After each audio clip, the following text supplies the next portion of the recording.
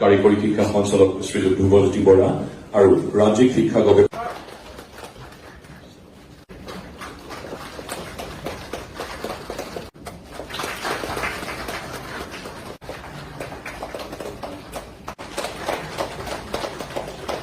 Jonali Basumatary. Non technical কোৰ্সত আমাৰ অধ্যাপক অধ্যাপিকা লাগে। আজি আমি তেনে 11 গৰাকী সহকাৰী অধ্যাপক অধ্যাপিকা বিএড আৰু ডিএলএড কোৰ্সসমূহ চলাই আহিছে।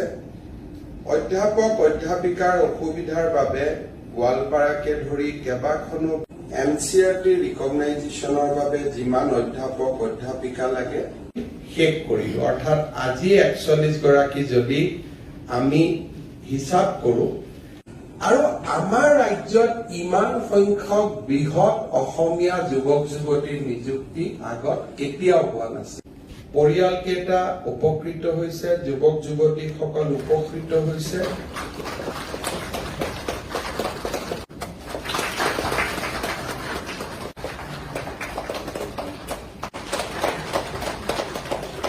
জোনালী বসুমতাৰী।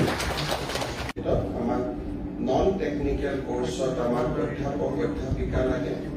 আজি আমি তেনে 11 গৰাকী সহকাৰী অধ্যাপক অধ্যাপিকা বিএড আৰু ডিএলএড কোৰ্সসমূহ চলাই আহিছে।